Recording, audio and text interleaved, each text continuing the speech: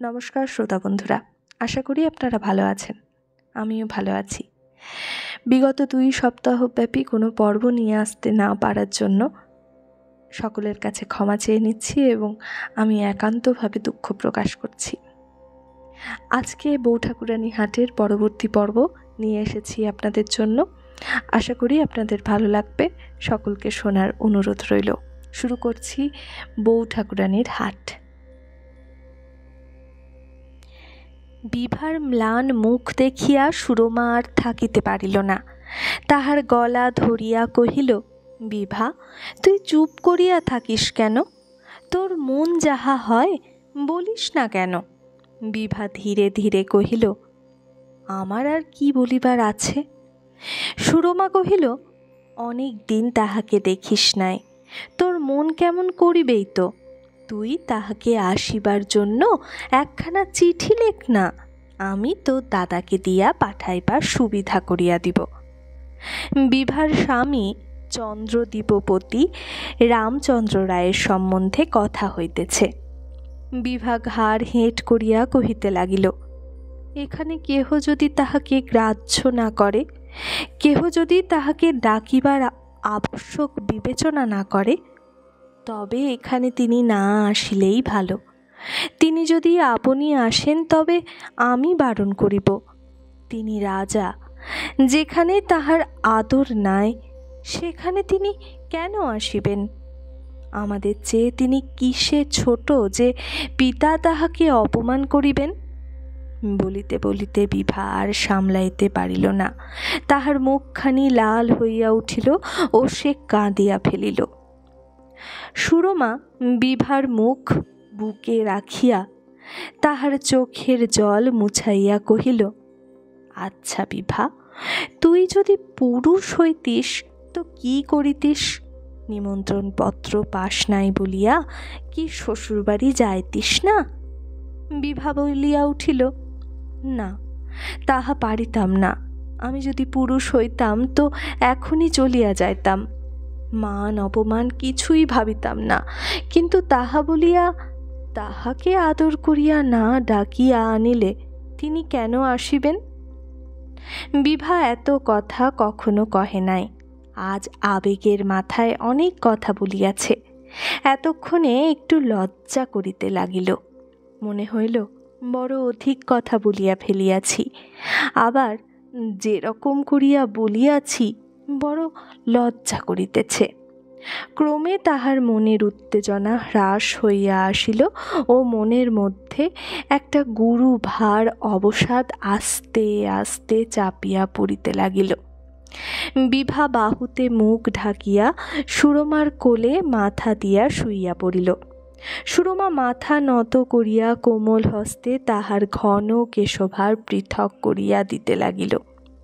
এমন কতক্ষণ গেল, উভয়ের মুখে একটি কথা নাই। বিভার চোখ দিয়া এক এক বিন্দু করিয়া জল পড়িতেছে ও সুরমা আস্তে আস্তে মুছাইয়া দিতেছে। অনেকক্ষণ বাদে যখন সন্ধ্যা হইয়া আসিল, তখন বিভা ধীরে ধীরে উঠিয়া বসিল ও চোখের জল মুছিয়া ঈষৎ হাসিল। সে হাসির অর্থ, আজ কি ছেলে মানুষই করিয়াছি। ক্রমে মুখ ফিরাইয়া সরিয়া গিয়া পালাইয়া যাইবার উদ্যোগ করিতে লাগিল।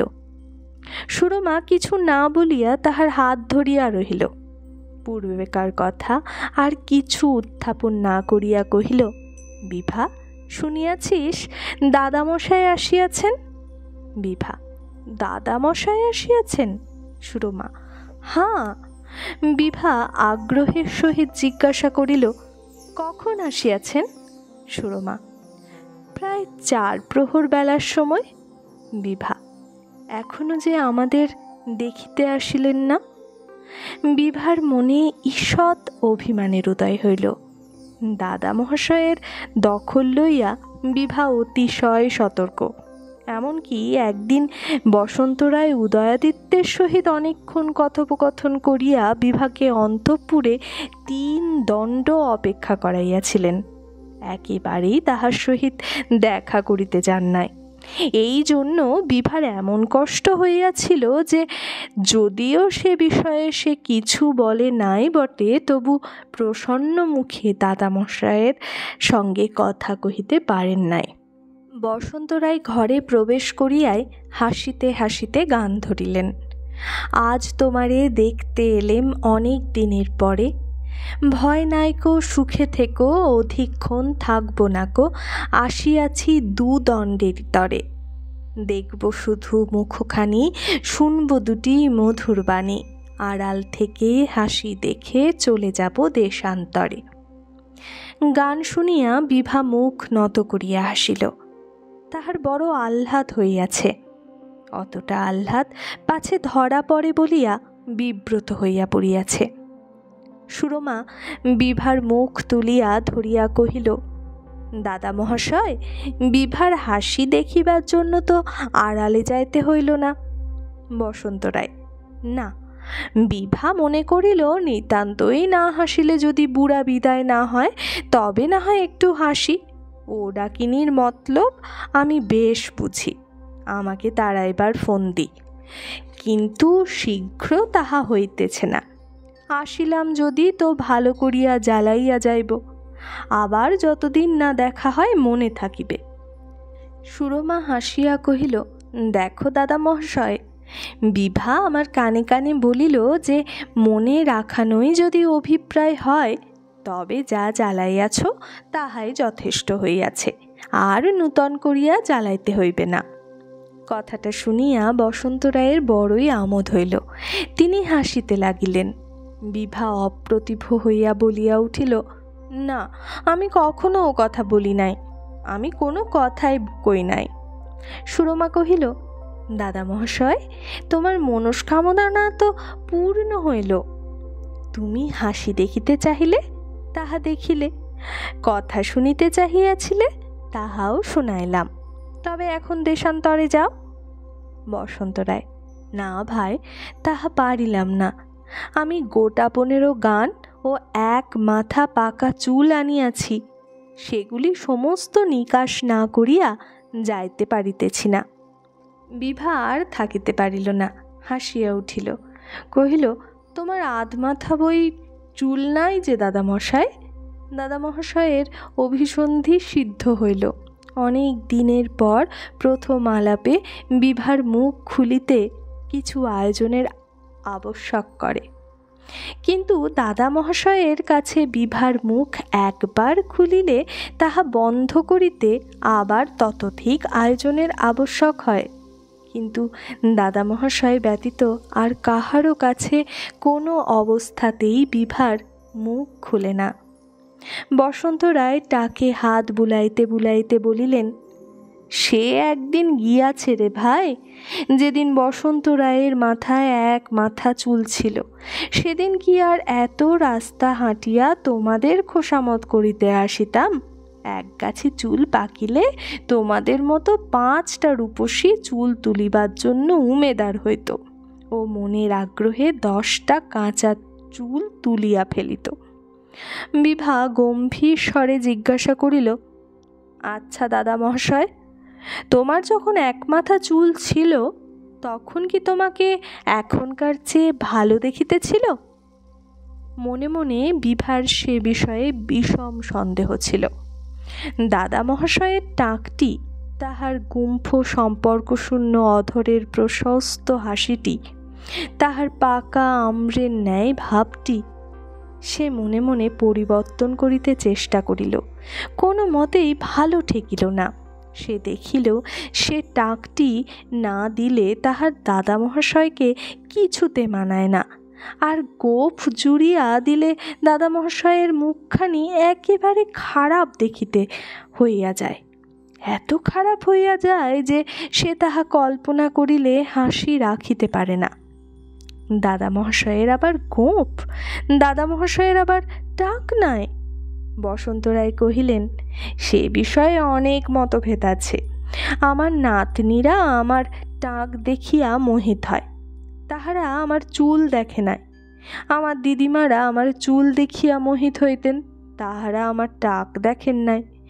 যাহারা উভয়ই দেখিয়াছে তাহারা এখনো একটা মত স্থির করিতে পারে নাই।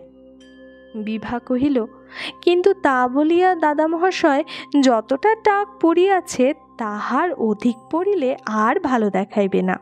সুরমা কহিল, দাদা মহাশয় টাকের আলোচনা পরে হইবে, এখন বিভার একটা যাহা হয় উপায় করিয়া দাও। বিভা তাড়াতাড়ি বসন্ত রায়ের কাছে গিয়া বলিয়া উঠিল, দাদা মহাশয় আমি তোমার পাকা চুল তুলিয়া দিই। সুরমা, আমি বলি কি? বিভা, শোনো না দাদা মহাশয় তোমার। সুরমা, বিভা চুপ কর, আমি বলি কি তুমি গিয়ে একবার। বিভা, দাদা মহাশয় তোমার মাথায় পাকা চুল ছাড়া যে আর কিছুই নাই, তুলে দিলে সমস্ত মাথায় টাক পড়বে। বসন্ত রায়, আমাকে যদি কথা শুনতে না দিস দিদি, আমাকে যদি বিরক্ত করিস, তবে আমি রাগ হিন্দোল আলাপ করিব বলিয়া তাহার ক্ষুদ্রায়তন সেতারটি কান মোচড়াইতে আরম্ভ করিলেন। হিন্দোল রাগের ওপর বিভার বিশেষ বিদ্বেষ ছিল। বিভা বলিল, কি সর্বনাশ, তবে আমি পালাই বলিয়া ঘর হইতে বাহির হইয়া গেল। তখন সুরমা গম্ভীর হইয়া কহিল, বিভা নীরব হইয়া দিন রাত্রি যে কষ্ট প্রাণের মধ্যে বহন করে তাহা জানিতে পারিলে বোধ করি মহারাজও মনে দয়া হয়। কেন কেন, তাহার কি হইয়াছে বলিয়া নিতান্ত আগ্রহের সহিত বসন্ত রায় সুরমার কাছে গিয়া বসিলেন। সুরমা কহিল, বৎসরের মধ্যে একটি দিন ঠাকুরজামাইকে নিমন্ত্রণ করিয়া পাঠাইতেও কাহারও মনে পড়ে না। বসন্ত রায় চিন্তা করিয়া কহিলেন, ঠিক কথাই তো। সুরমা কহিল, স্বামীর প্রতি এ অনাদর কয়জন মেয়ে সহিতে পারে বলতো? বিভা ভালো মানুষ, তাই কাহাকেও কিছু বলে না, আপনার মনে লুকাইয়া কাঁদে। বসন্ত রায় ব্যাকুল হইয়া বলিয়া উঠিলেন, আপন মনে লুকাইয়া কাঁদে?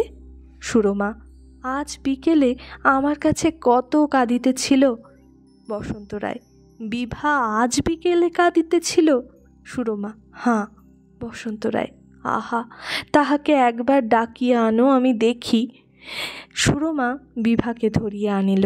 বসন্ত রায় তাহার চিবুক ধরিয়া কহিলেন, তুই কাঁদিস কেন দিদি? যখন তোর যা কষ্ট হয় তোর দাদা মহাশয়কে বলিস না কেন? তাহলে আমি আমার যথাসাধ্য করি। আমি এখনই যাই, প্রতাপকে বলিয়া আসিকে। বিভা বলিয়া উঠিল, দাদা মহাশয় তোমার দুটি পায়ে পড়ি, আমার বিষয়ে বাবাকে কিছু বলিও না।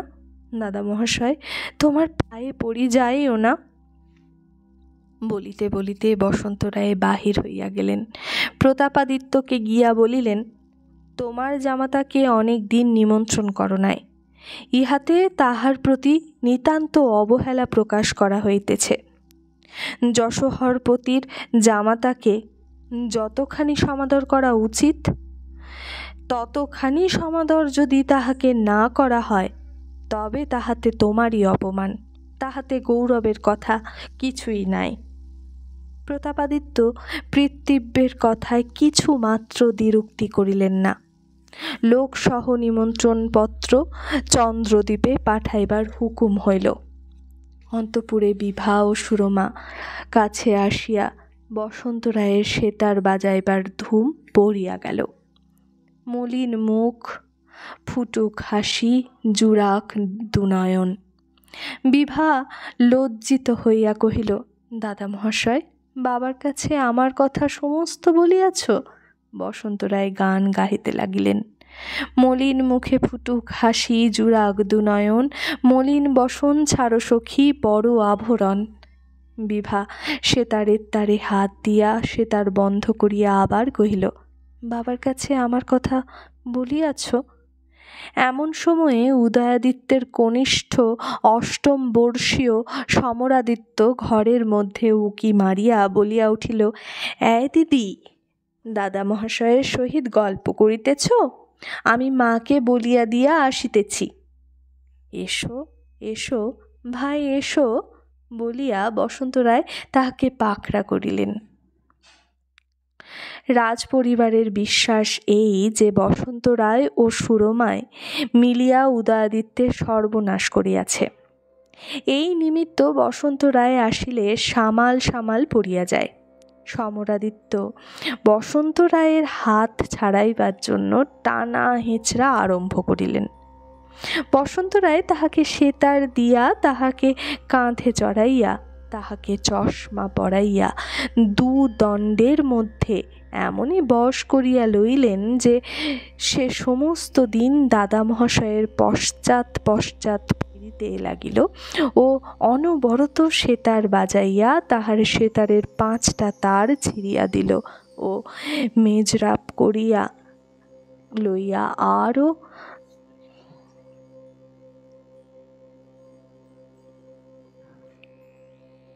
সমস্ত দিন দাদামহাশয়ের পশ্চাৎ পশ্চাৎ ফিরিতে লাগিল ও অনবরত সেতার বাজাইয়া তাহার সেতারের 5টা তার ছিঁড়িয়া ফেলিল ও মেজরাপ কাড়িয়া লইয়া আর দিল না।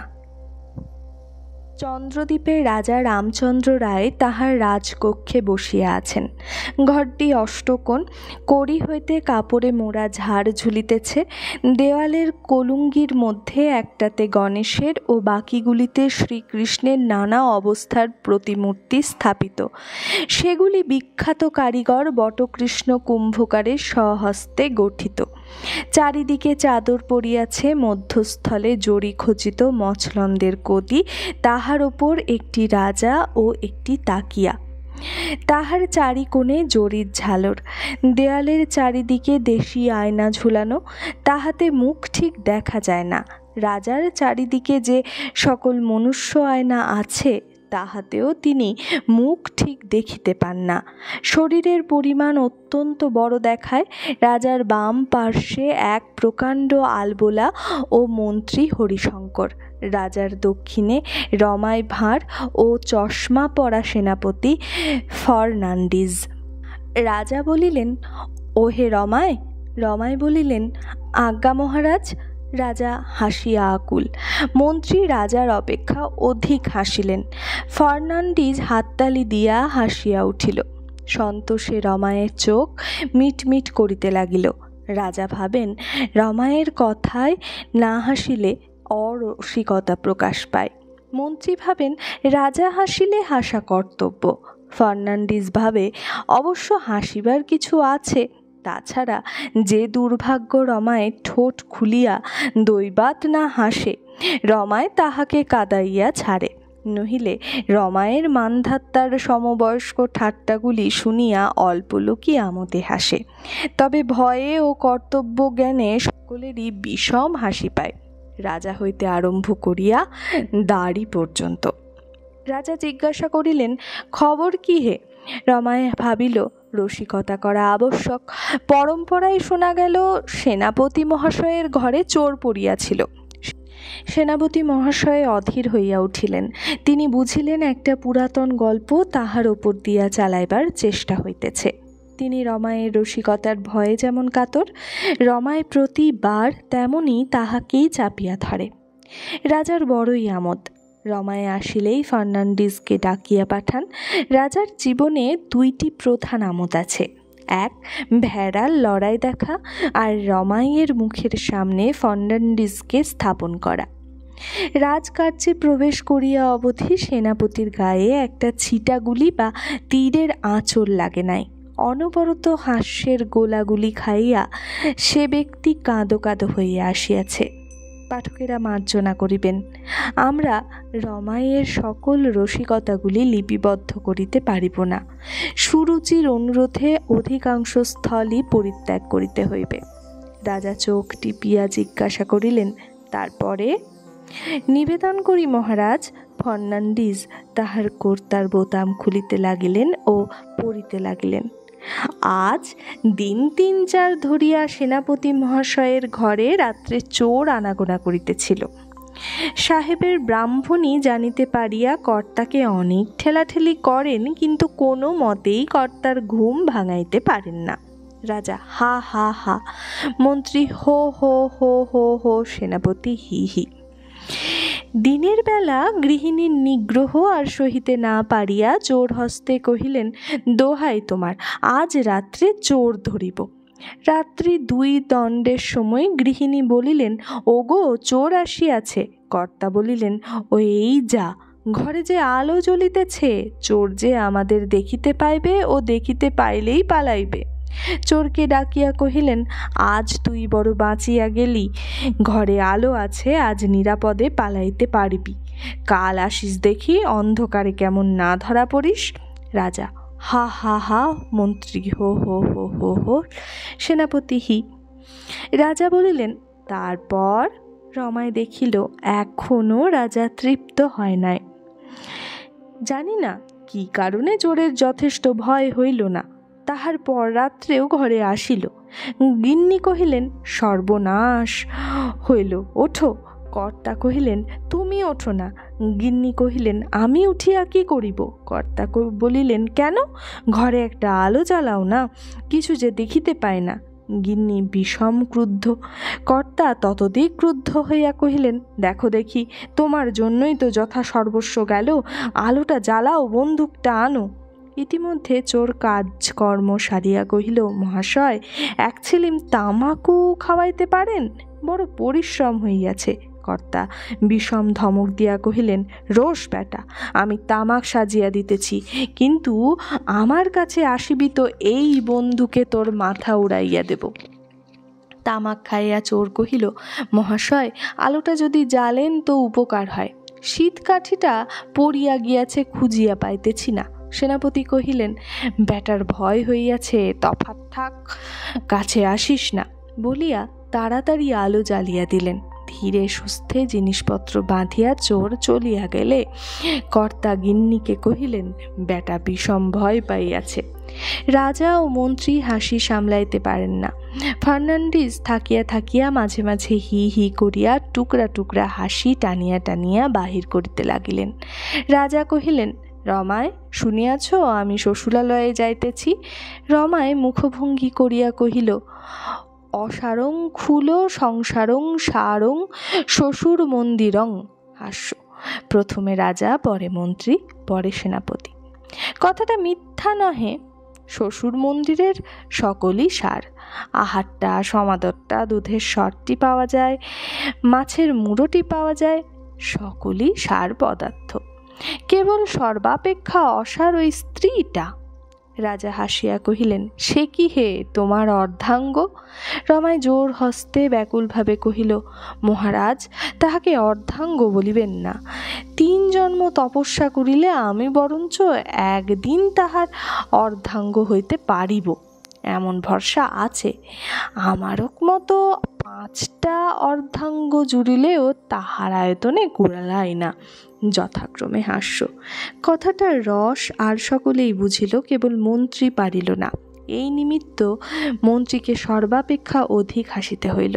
রাজা কহিলেন, আমি তো শুনিয়াছি তোমার ব্রাহ্মণী বড়ই শান্ত স্বভাবা ও ঘরকন্যায় বিশেষ পটু। রমাই, সে কথাই কাজ কি, ঘরে আর সকল রকম জঞ্জালি আছে, কেবল আমি তিষ্ঠিতে পারি না।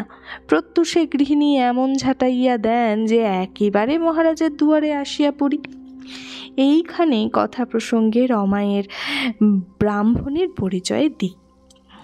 তিনি অত্যন্ত কৃশাগ্নি ও দিনে দিনে ক্রমেই আরও ক্ষীণ হইয়া যাইতেছেন। রমাই ঘরে আসিলে তিনি কোথায় যে আশ্রয় লইবেন ভাবিয়া পান না। রাজসভায় রমাই এক প্রকার ভঙ্গিতে দাঁত দেখায় ও ঘরে আসিয়া গৃহিণীর কাছে আর এক প্রকার ভঙ্গিতে দাঁত দেখায়। কিন্তু গৃহিণীর যথার্থ স্বরূপ বর্ণনা করিলে নাকি হাস্যরস না করিয়া করুণ রস আসে। এই নিমিত্ত রাজসভায় রমাই তাহার গৃহিণীকে স্থূলকায় ও উগ্রচণ্ডা করিয়া বর্ণনা করেন। রাজা ও মন্ত্রীরা হাসি রাখিতে পারেন না। হাসি থামিলে পর রাজা কহিলেন, ওহে রমায়, তোমাকে যাইতে হইবে, সেনাপতিকেও সঙ্গে লইব। সেনাপতি বুঝিলেন এবার রমায় তাহার উপর দ্বিতীয় আক্রমণ করিবে। চশমাটা চোখে তুলিয়া পড়িলেন এবং বোতাম খুলিতে ও পড়িতে লাগিলেন। রমাই কহিল, উৎসবস্থলে যাইতে সেনাপতি মহাশয়ের কোনো আপত্তি থাকিতে পারে না, কারণ এ তো আর যুদ্ধস্থল নয়। রাজা ও মন্ত্রী ভাবিলেন ভারী একটা মজার কথা আসিতেছে। আগ্রহের সহিত জিজ্ঞাসা করিলেন, কেন? রমাই, সাহেবের চোখে দিন রাত্রি চশমা আটা, ঘুমাইবার সময়েও চশমা পরিয়া শোন, নহিলে ভালো করিয়া স্বপ্ন দেখিতে পারেন না। সেনাপতি মহাশয়ের যুদ্ধে যাইতে আর কোনো আপত্তি নাই, কেবল পাছে চশমার কাঁচে কামানের গোলা লেগে ও কাজ ভাঙিয়া চোখ কানা হইয়া যায়, এই যা ভয়। কেমন মহাশয়? সেনাপতি চোখ টিপিয়া কহিলেন, তাহা নয় তো কি? তিনি আসন হইতে উঠিয়া কহিলেন, মহারাজ আদেশ করেন তো বিদায় হই। রাজা সেনাপতিকে যাত্রার জন্য প্রস্তুত হইতে কহিলেন, যাত্রার সমস্ত উদ্যোগ করো, আমার 64 দাঁড়ের নৌকা যেন প্রস্তুত থাকে। মন্ত্রী ও সেনাপতি প্রস্থান করিলেন। রাজা কহিলেন, রমাই, তুমি তো সমস্তই শুনিয়াছ। গতবারে শ্বশুরালয়ে আমাকে বড়ই মাটি করিয়াছিল। রমাই, আজ্ঞা হাঁ, মহারাজের লাঙ্গুল বানাইয়া দিয়াছিল। রাজা হাসিলেন। মুখে দন্তের বিদ্যুৎছটা বিকাশ হইল বটে, কিন্তু মনের মধ্যে ঘোরতর মেঘ করিয়া উঠিল। এ সংবাদ রমাই জানিতে পারিয়াছে শুনিয়া তিনি বড় সন্তুষ্ট নহেন। আর কেহ জানিলে ততটা ক্ষতি ছিল না। অনবরত গুড় টানিতে লাগিলেন। রমাই কহিল, আপনার এক শ্যালক আসিয়া আমাকে কহিলেন, বাসর ঘরে তোমাদের রাজার লেজ প্রকাশ পাইয়াছে, তিনি রামচন্দ্র না রামদাস? এমন তো পূর্বে জানিতাম না। আমি তৎক্ষণাৎ কহিলাম, পূর্বে জানিবেন কি রূপে? পূর্বে তো ছিল না। আপনাদের ঘরে বিবাহ করিতে আসিয়াছেন, তাই যস্মিন দেশে যদাচার অবলম্বন করিয়াছেন। রাজা জবাব শুনিয়া বড়ই সুখী। ভাবিলেন রমায় যাইতে তাহার পূর্বপুরুষের মুখোজ্জ্বল হইল ও প্রতাপাদিত্যের আদিত্য একেবারে চির রাহুগ্রস্ত হইল। রাজা যুদ্ধ বিগ্রহের বড় একটা ধার ধারেন না। এই সকল ছোটোখাটো ঘটনাগুলিকে তিনি যুদ্ধ বিগ্রহের ন্যায় বিষম বড় করিয়া দেখেন। এতদিন তাহার ধারণা ছিল যে তাহার ঘোরতর অপমানসূচক পরাজয় হইয়াছে। এ কলঙ্কের কথা দিন রাত্রি তাহার মনে পড়িত ও তিনি লজ্জায় পৃথিবীকে দ্বিধা হইতে অনুরোধ করিতেন। আজ তাহার মন অনেকটা সান্ত্বনা লাভ করিল যে সেনাপতি রমায় রণে জিতিয়া গিয়াছে, কিন্তু তথাপি তাহার মন হইতে লজ্জার ভার একেবারে দূর হয় নাই। রাজা রমাইকে কহিলেন, রমাই, এবারে গিয়া জিতিয়া আসিতে হইবে। যদি জয় হয় তবে তোমাকে আমার অঙ্গুরি উপহার দিব। রমাই বলিল, মহারাজ, জয়ের ভাবনা কি? রমাইকে যদি অন্তঃপুরে লইয়া যাইতে পারেন তবে স্বয়ং শাশুড়ি ঠাকুরানীকে পর্যন্ত মনের সাধে ঘোল পান করাইয়া আসিতে পারি। রাজা কহিলেন, তাহার ভাবনা? তোমাকে আমি অন্তঃপুরেই লইয়া যাইব। রমাই কহিল, আপনার অসাধ্য কি আছে? রাজাও তাহারই বিশ্বাস, তিনি কি না করিতে পারেন। অনুগত বর্গের কেহ যদি বলে, মহারাজের জয় হোক, সেবকের বাসনা পূর্ণ করুন, মহামহিম রামচন্দ্র তৎক্ষণাৎ বলেন, হাঁ, তাহাই হইবে। কেহ যেন মনে না করে এমন কিছু কাজ আছে যাহা তাহার দ্বারা হইতে পারে না। তিনি স্থির করিলেন রমাই ভাঁড়কে প্রতাপাদিত্যের অন্তঃপুরে লইয়া যাইবেন, স্বয়ং মহিষী মাতার কাছে বিদ্রূপ করাইবেন, তবে তাহার নাম রামচন্দ্র রায়। এত বড় মহৎ কাজটা যদি তিনি না করিতে পারিলেন তবে আর তিনি কিসের রাজা? চন্দ্র দ্বীপাধিপতি রামমোহন মালকে ডাকিয়া পাঠাইলেন। রামমোহন মাল পরাক্রমে ভীমের মতো ছিল। শরীর প্রায় 4.5 হাত লম্বা, সমস্ত শরীরে মাংসপেশি তরঙ্গিত। সে স্বর্গীয় রাজার আমলের লোক। রামচন্দ্রকে বাল্যকাল হইতে পালন করিয়াছে। রমাইকে সকলেই ভয় করে। রমাই যদি কাহাকেও ভয় করে তো সে এই রামমোহন। রামমোহন রমাইকে অত্যন্ত ঘৃণা করিত। রমাই তাহার ঘৃণা দৃষ্টিতে কেমন আপনা আপনি সংকুচিত হইয়া পড়িত। রামমোহনের দৃষ্টি এড়াইতে পারিলে সে ছাড়িত না। রামমোহন আসিয়া দাঁড়াইলেন। রাজা কহিলেন, তাহার সঙ্গে 50 জন অনুচর যাইবে। রামমোহন তাহাদিগের সর্দার হইয়া যাইবে। রামমোহন কহিল, যে আজ্ঞা। রমাই ঠাকুর যাইবেন কি? বিড়াল চক্ষু খর্বাকৃতি রমাই ঠাকুর সংকুচিত হইয়া পড়িল।